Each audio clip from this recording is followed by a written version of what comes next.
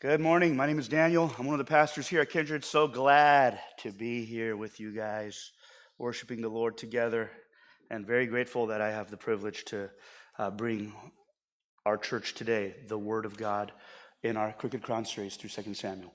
We're reading 2 Samuel, the end of chapter 15, as well as the beginning of chapter 16. You could turn there in your Bibles. It is also projected for you overhead. Just to give you some background of where we're at in this passage. We are currently at a dark time for King David. He has just, he's going through, we know in his whole history, he's had some hard times with King Saul, and then he has good times as he becomes the king. He sins, bad things start to happen, but now his own son, Absalom, is leading an insurrection, is usurping his own father, David, for his throne. And David is now, sadly, once again on the run. And so this is where we land in 2 Samuel 15, chapter 15, starting from verse 16. I'll read this for us. Let's give our attention and reverence, for this is the holy word of God. So the king, David, went out, and all his household after him, and the king left 10 concubines to keep the house. And the king went out and all the people after him, and they halted at the last house. So now we're seeing this moment where David's going to encounter all sorts of different people, allies, enemies, fake friends. We see the whole gamut, and we're going to really just pay attention to all of these various players. So, and all his servants passed by him, all the Kerethites, all the Pelethites, and all 600 Gittites who had followed him from Gath passed on before him. We're going to focus on this fellow right here. Then the king said to Ittai, the Gittite, "Why do you also go with us? Go back and stay with the king." He's talking about Absalom here. "For you are a foreigner and also an exile from your home. You came only yesterday. And shall I today make you wander about with us, since I go I know not where?" David is looking out for Ittai here. "Go back and take your brothers with you, and may the Lord show steadfast love and faithfulness to you." But Ittai answered the king, "As the Lord lives, and as my lord the king lives, wherever my lord the king shall be, whether for death or for life, there also will your servant be." And David said to Ittai, "Go then, pass on. Go with me then." So Ittai the Gittite passed on with all his men and all the little ones who were with him. And all the land wept aloud as all the people passed by, and the king crossed the brook Kidron, and all the people passed on toward the wilderness. Here's another group we're going to focus on. And Abiathar came up, as well as Zadok came also with all the Levites. These are priests bearing the ark of the covenant of God. And they sat down the ark of God until the people had all passed out of the city. Then the king said to Zadok, "Carry the ark of God back into the city. If I find favor in the eyes of the Lord, he will bring me back and let me see both it and his dwelling place. But if the Lord says, I have no pleasure in you, behold, here I am. Let him do to me what seems good to him." The king also said to Zadok the priest, "Are you not a seer? Go back to the city in peace with your 2 sons, Ahimaaz your son, and Jonathan the son of Abiathar. See, I will wait at the fords of the wilderness until word comes from you to inform me." So Zadok and Abiathar carried the ark of God back to Jerusalem, and they remained there. But David went up the ascent of the Mount of Olives. Familiar if you know the New Testament, right? The Mount of Olives, weeping as he went, barefoot and with his head covered, and all the people who were with him covered their heads, and they went up weeping as they went. And it was told David, here's another name I want to focus on, Ahithophel is among the conspirators with Absalom. Ahithophel is this very wise counselor. And David said, "O Lord, please turn the counsel of Ahithophel into foolishness." While David was coming to the summit where God was worshipped, behold, here's another name, Hushai, the Archite, came to meet him with his coat torn and dirt on his head. And David said to him, "If you go with me, you will be a burden to me. But if you return to the city and say to Absalom, I will be your servant, O king, as I have been your father's servant in times past. So now I will be your servant. Then you will defeat for me the counsel of Ahithophel. So he's sending him to be a spy, basically. A spy, but also like a anti-Ahithophel counselor. Are not Zadok and Abiathar the priests with you there? So whatever you hear from the king's house, tell it to Zadok and Abiathar the priests. Behold, their sons are with them there, Ahimaaz, Zadok's son, and Jonathan, Abiathar's son. And by them you shall send to me everything you hear. So Hushai, David's friend, came into the city just as Absalom was entering Jerusalem. We move on to just the first few passages of chapter 16 now. When David had passed a little beyond the summit, Ziba, the servant of Mephibosheth, met him. If you guys may recall him, if you were with us in past weeks, or if you just know the story of 2 Samuel.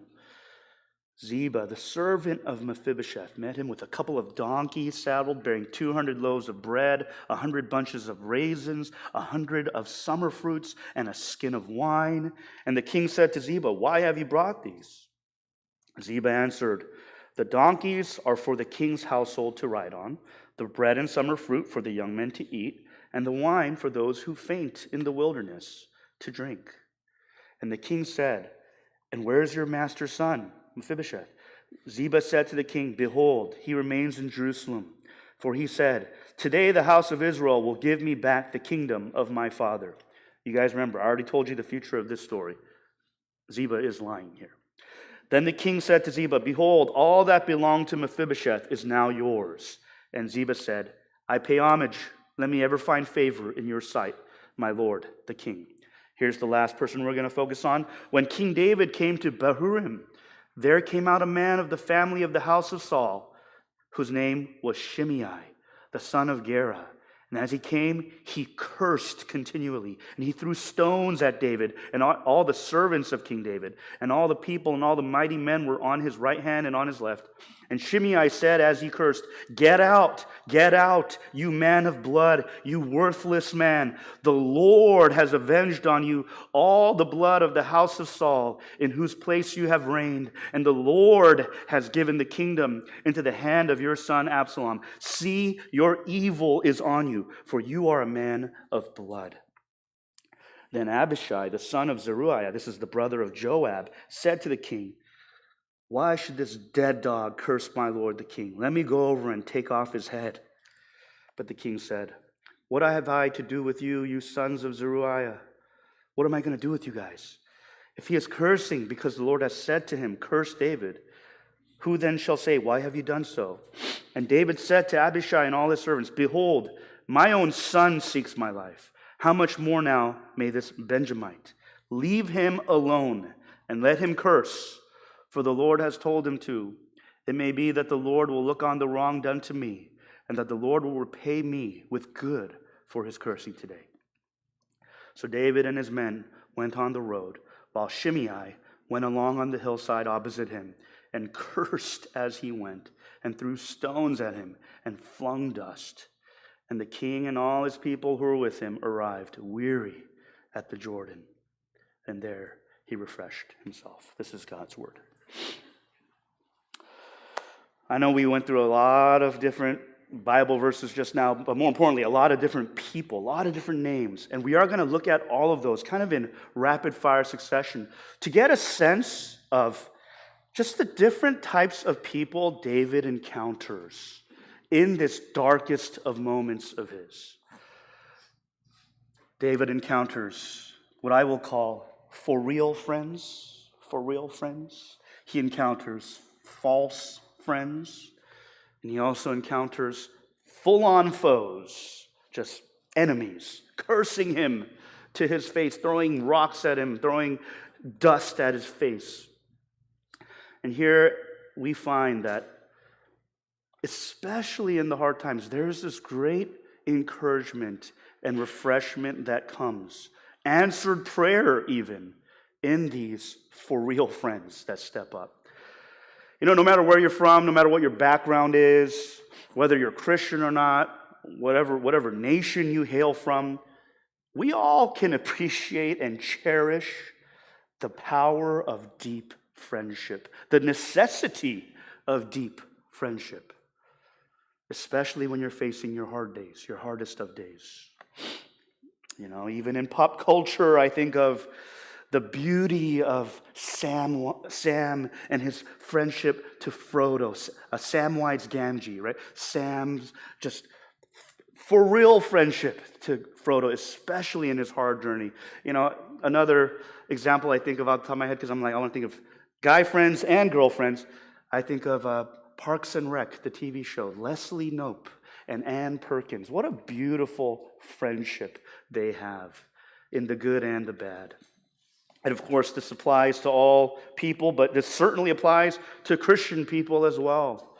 The late, great Tim Keller once wrote, "Christian practice is to a great degree an exercise in friendship." What does that mean? Just simply being a Christian, trying to grow as a Christian to a large degree means just trying to become a better friend. Trying to become a good friend, a real friend, a for real friend, if you will. Whenever we talk about being brothers and sisters as the church, we use that phrase a lot, right? Brothers and sisters. Whenever we talk about small groups and growing in our bonds in small groups, or hey, how about our upcoming women's event, fellowship event, the hiking event, or our men's camping event, or whatever various events we put on. What's the point of all of this? What's the point of serving together even within the church? Isn't all of that an exercise in growing in friendship? Of course, we can't be friends with everyone. You can't be part of every single friend group, every single clique, if you will, every single club, every single what have you. But it is a major part of the Christian life. It is even a major part of Christian leadership, as we consider the electing of elders today. We want men and women, not only of the elders, but men and women, leaders in various capacities for our church. We want men and women who are capable of this sort of deep, for real friendship. They don't have to be friends with everybody, that's impossible. But we want people who can do it, right? Who can be a friend like this, at least to some people. So here in one of David's darkest hours, as David deals with false friends and foes, we see true allies, true friends come forth. That's what we'd like to become, right? That's what we all would like to become. I'm going to give you the key to gleaning some real practical wisdom from this passage today. I'm going to give you the key right up front, okay? Here's the key to really glean practical wisdom from this. The key is this. Do not read about Ittai and Hushai and Abiathar and Zadok and be like, where's my Ittai?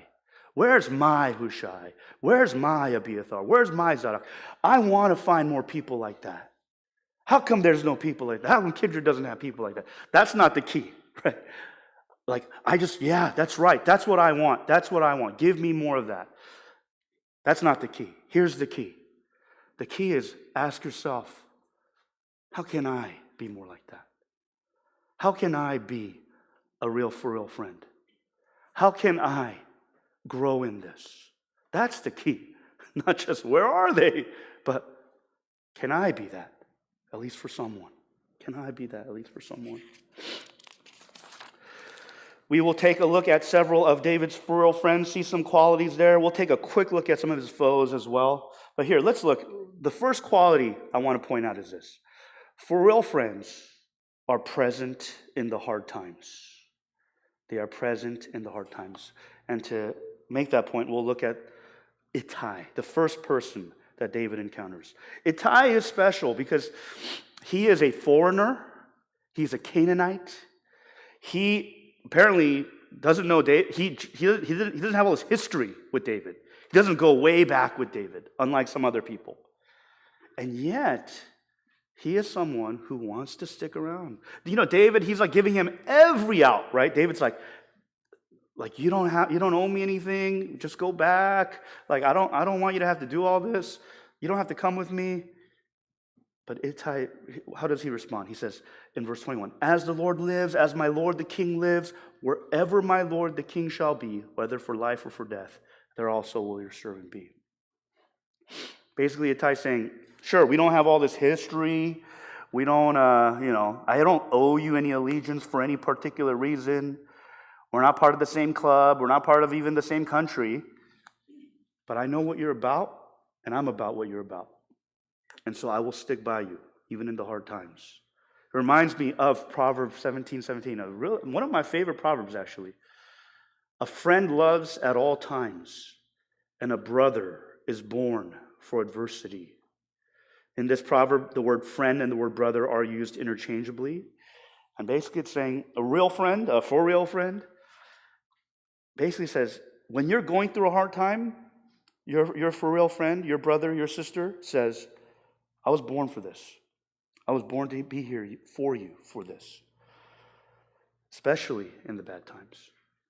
You know, in the book that we all read in elementary school, or was it junior high? I don't remember. The Great Gatsby. You know about The Great Gatsby. You know, it's this rich man with a big mansion, and he holds these crazy parties all the time, and masses of people come to party and to dance and drink and celebrate. And, you know, they're having a great old time during the roaring 20s.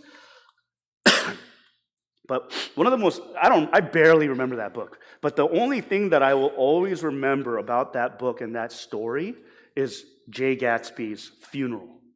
Right? He had just people coming in droves to his parties, but when he dies, there's only a few people at his funeral. One of them is like some mafia guy at that, like a criminal.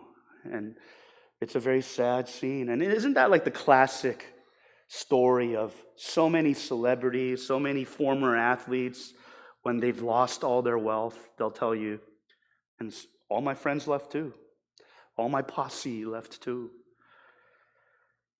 But not Ittai. That's not the way Ittai operates. Ittai is someone who says, you're in your darkest time, you're in adversity, I'm about what you're about, so I'm going to stick by you. Now, we recognize we cannot be Ittai for every single person we know. I think part of being a wise human being is recognizing your limits, recognizing you're a human, so therefore you have limits. So I'm not saying we got to be Ittai for every single person. You got to be that guy who says, I was born for adversity, for your adversity, for every single person you encounter. But the question I want to ask you today is, can you be that for someone? Can you be that for someone who sticks by even in the darkest hour? Even when that person has lost their reputation, that person has lost their likability, perhaps. Once again, you can't do that for everyone. You yourself will die if you try to do that for everyone. But can you do that for someone? That's the first aspect of a for real friend we see in Ittai. Here's some other for real friends, Zadok and Abiathar. Here's a second aspect we see. For real friends can take no for an answer.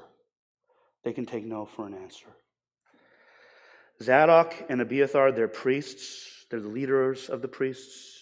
And they too stuck with David.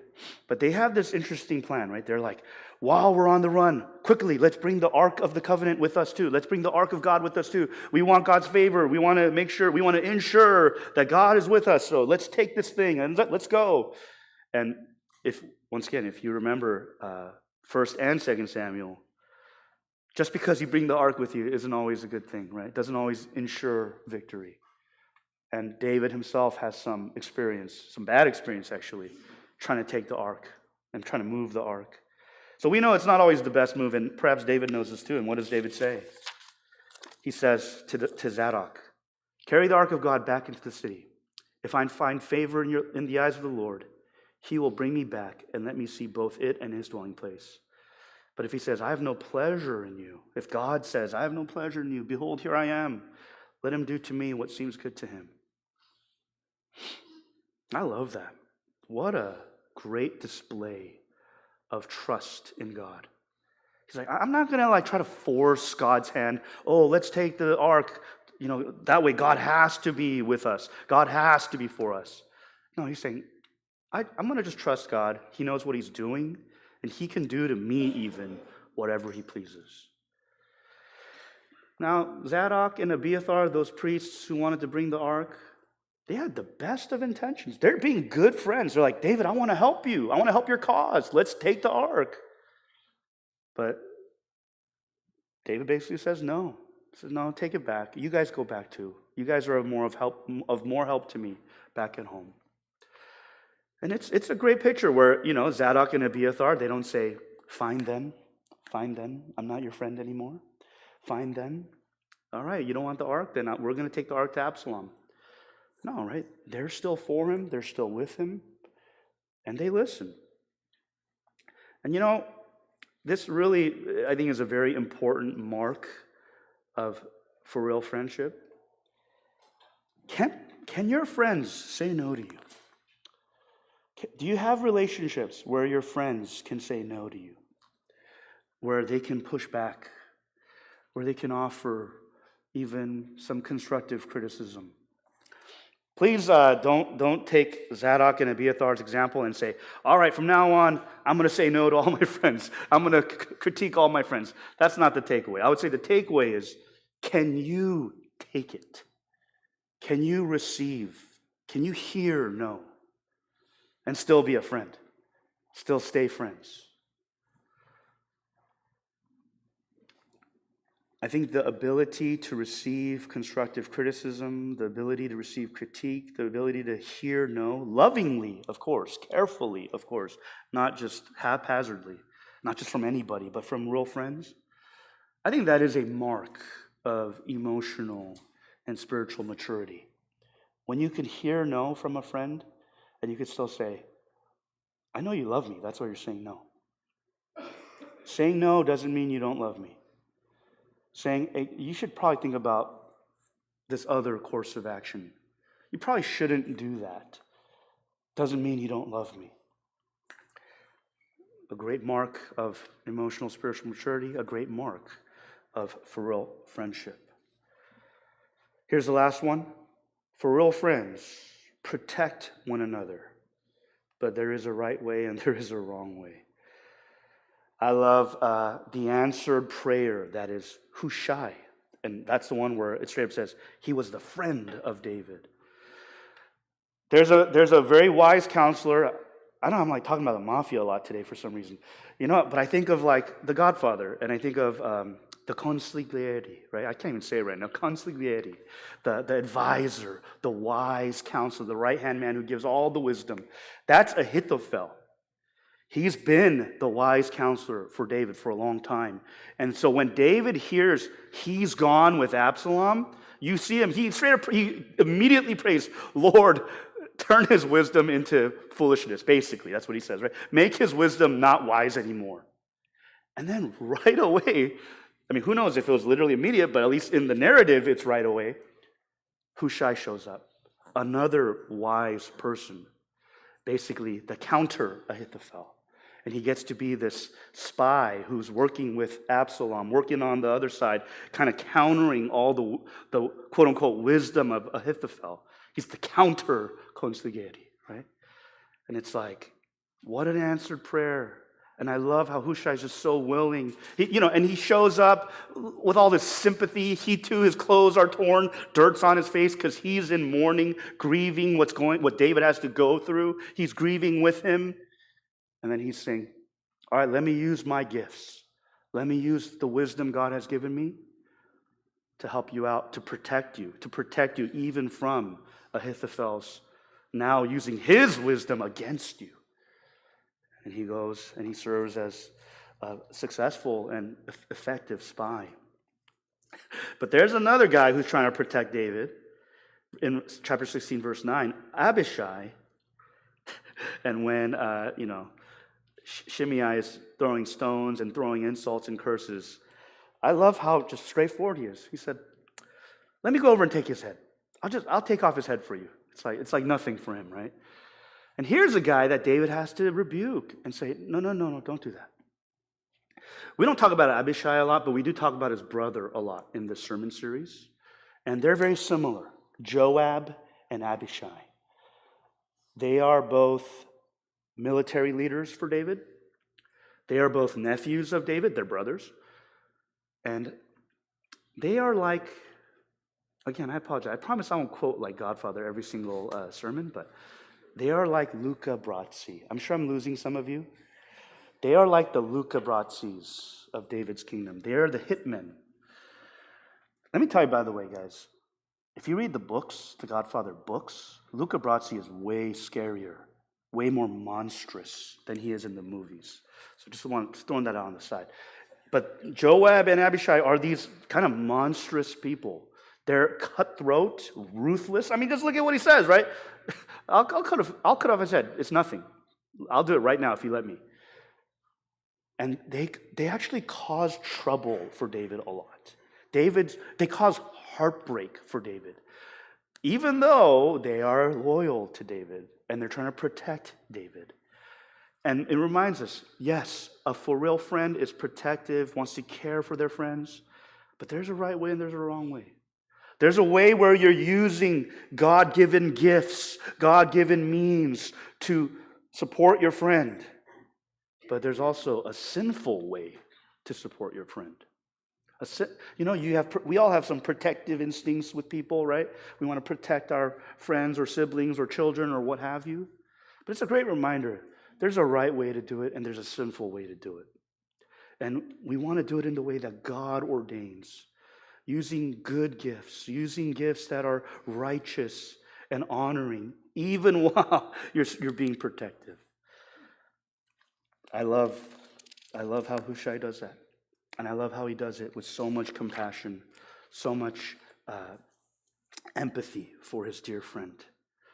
Those are some qualities of for real friends. I don't think you've learned anything per se. They're just good reminders, right, of what we want to be as we consider growing in friendship with one another, to the friends we already have, to the friends we want to make, to being friends because we are the church of God. For real friends, indeed, are all these things. They're protective, but in the right way. They stick even in the hard times. But here are now some qualities of false friends and even enemies, of even foes that we see. I'm going to go over this one a lot more quickly because I think we can all spot this when we see this either in our own lives or the lives of the people we love. But I'm just going to quickly go over 3 false friends and full-on foes of David here. Here's the first thing. False friends and enemies will only be friendly to you to get something. All right, this is what we don't want to be. They will only be friendly to you to get something from you. Ziba, I've talked about him in the past, so I won't say too much, but here is this guy who is supposed to watch over Jonathan's son, Mephibosheth. And Mephibosheth has all of Saul's property now because David has gifted it to him in mercy and kindness. But now Mephibosheth comes. He's so good to David, right? Gives him all these goodies. Here's some fruit and donkeys. And I love how he gives them wine. Isn't this interesting? This is just a fun fact or fun thing to note from the passage. It says, the wine is for the journey when people are too tired. It's like, give them some wine and let them get some artificial energy, right? But also some calories. And he gives them all these goodies. But what's ultimately the motive? It's not because he loves David so much. It's because he's like, I think I deserve Mephibosheth property. In fact, and he flat out lies and says, Mephibosheth actually, he's not with you, he's with Absalom. And it's a full-on lie. He is friendly only to get something from David. Secondly, false friends and enemies will leave you in the hard times. The opposite of Ittai, right? And that's Ahithophel.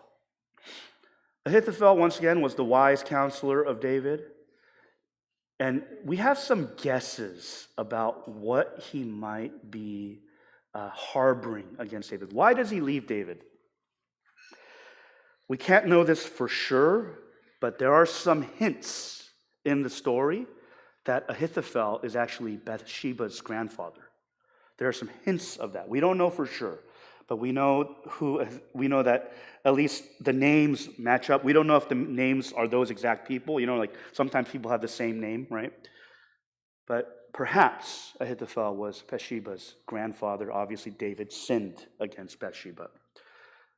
Jewish tradition also tells us that Ahithophel just had a hard-working relationship with David. They didn't have the most smooth relationship throughout their time together.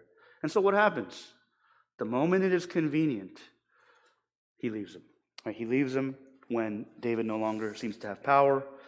Then all those gripes, those unforgiven gripes, make it very easy to betray, right? Ahithophel, some people even say, is like a proto-Judas, as Ahithophel also hangs himself later in the story, much like Judas. Here's the third one about false friends and enemies. False friends, but in this case, full-on foes, will even sometimes invoke the name of the Lord against you. Isn't that interesting? Shimei, he's just like kicking David while he's down, cursing at him, throwing stones at him while he's walking out. But what does he do? He says, the Lord is doing this. He's almost like a prophet, but he's not a prophet, right? The Lord, this is all the Lord's doing. You deserve this, David. You're a man of blood. And he just rails on him. And of course, I'm sure there's a lot of self-righteousness going on because he's saying, this is the Lord's work. And do not be too shaken if one day someone might even speak against you and say, the Lord is doing this to you, even if it's not true. Because we know for David's case, the entire narrative of 2 Samuel makes it completely clear David is not directly responsible for the bloodshed in Saul's household. In fact, he grieves, mourns. Those Joabs and Abishais do that stuff. And he's like, why did you do that? And he's absolved from that. He's exonerated from that in the scriptures. And yet, Shimei still invokes the name of the Lord against him. There's wisdom to be gained by looking at these false friends and foes of David. There's wisdom to be gained by being careful, by paying attention to that, to not be shocked when you should encounter perhaps false friends and even foes in your life one day, or perhaps even you've already have. But more than simply saying, watch out for people like that. Watch out for those kinds of people. More than saying that to you today, I want to draw your attention to something else. Look at the way David deals with these people. It is pretty remarkable. This actually gives us a glimpse of that classic David that we first came to know and love throughout the Crooked Crown series. This is the David that is merciful. This is the David that would spare even King Saul when he was right in front of him and he had every opportunity to kill him and end his own suffering, and yet he would show mercy. David reminds us here in this story that he knows something about turning the other cheek. When Shimei curses him and throws stones at him, even in the name of the Lord, David had a fierce soldier, Abishai, say, I could take care of that for you. And he chooses not to. And you might think, oh, but it's because David, he's heartbroken right now. He's weak. That's why he just doesn't really retaliate. But let me tell you, later on in the story, when David is in a place of power, when he's back on top, when all this mess with Absalom is over, and he has all the power again, he actually shows mercy to Shimei again. He pardons him, a royal pardon. And we have to ask ourselves, what's the basis for David's mercy? Why does he do this? Why does he act like this? Twice to Shimei. It's not because Shimei deserves it. It's not because Shimei is a good dude. It's also not because David is weak. But what's the basis? It's because even in his darkest moments, David puts his trust in God. He places his trust in God, who will be the judge. Not only of people like Shimei, but David is saying, God will also be my judge. And that actually makes him humble. That allows him to turn the other cheek. Once again, not because he is weak, but because he has put his trust in a God who is strong. Let's look at what he says in verses 11 and 12 of 2 Samuel 16. After Abishai says, I'll take off his head for you, he says, my own son seeks my life. How much more now may this Benjamite? Leave him alone. Let him curse, for the Lord has told him to. It may be that the Lord will look on the wrong done to me, and that the Lord will repay me with good for his cursing today. Even though David is not directly responsible for the guilt of the bloodshed in Saul's house, David recognizes he's not an innocent man either, though. He knows he too is a sinner who clings to the mercies of God, just as Shimei needs to. And here's a twist, actually. There's a twist in this story. A twist comes much later on in 1 Kings, when David is on his deathbed. David had shown Shimei mercy 2 times, when he had both times opportunity to execute this guy for doing something that really you shouldn't be able to do, right? Curse at the king and throw stones at him and dust at him. Shows mercy twice, but here's the twist. In 1 Kings, on his deathbed, David actually requests that his son Solomon, the new king, put Shimei to death. I know, it's disappointing, right? He showed him mercy twice. But at the end of his life, he says, actually, what he did was unforgivable. Clearly, he didn't fully forgive. He held on to a grudge, even in the deepest parts of his heart, and it all came out on his deathbed. And that is disappointing. Human beings will be disappointing. But it reminds us once again, there is one who will not disappoint. There is one who will fully forgive. And hey, get this, there will be one. There was one, and there is one who would even weep at the Mount of Olives as well. Who would place his trust in his heavenly Father even when he was insulted and caused to suffer. And he wouldn't just pardon his enemies, but he would make them his friends. I think you know who I'm talking about. In 1 Peter chapter 2, in chapter 2, he speaks of Jesus and says, he committed no sin, neither was deceit found in his mouth. When he was reviled, he did not revile in return. When he suffered, he did not threaten. Here it is. But he continued entrusting himself to him who judges justly. In John 15, Jesus himself says this, greater love has no one than this, that someone lay down his life for his friends. You are my friends.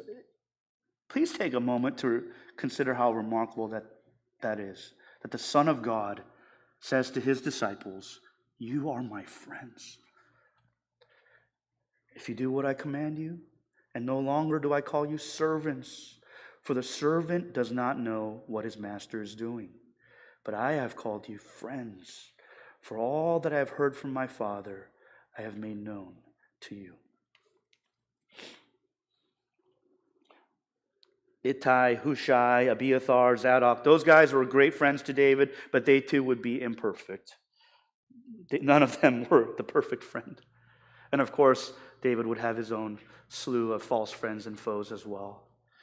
But when we look to the friendship of Christ, the amazing love that says, you are now my friends. I don't just call you servants. I don't just call you soldiers. I don't just call you my workers. That too still would be a privilege. But he says, you would be my friends. You are my friends. When you cherish that, when you have that, when you hold to that, that actually gives us the resource to deal with foes and false friends with mercy. But also it gives us the resource to actually be better friends. As you pursue deeper friendship with others, dear brothers and sisters within our church or even outside of our church, I will tell you this, a fair warning. If you are not cherishing your friendship with Christ, the perfect friendship that he offers, that only he offers, you will suffocate the people around you. If you are not cherishing the friendship of Christ, you will suffocate your friends. You will suffocate your spouse. You'll be impatient and frustrated When people don't give you that friendship that you so want, that you ache for, and they don't give it to you fast enough. And that actually will hinder our friendships. But people who have the realest of friends in Jesus Christ, they can actually freely love now. Not saying, what are you going to give me in return? But they could freely love and cultivate friendship that is not suffocating. Still wise, of course. Still wise, still has limits and boundaries, of course. But now it's not self-centered. And now it comes from a place of abundance, not a deficit. And we can look just like David's friends and be on the same mission. David's friends all banded together and they said, we are here to further the cause of the rightful king. We are here to further the cause of the God-ordained king. We believe that's David. We believe that's not Absalom. So we are gathered here on a shared goal, a shared mission to further the cause of that kingdom. And how much more now you and I, as friends of Christ, are now furthering the cause of the true God-ordained king, the rightful king, the only king. And say, together as friends, we're not just looking at each other and saying, wow, we love each other so much. That's important. But we're saying together we want to further the cause of the true king, the only king. May the Lord do that in his church here at Kindred, but in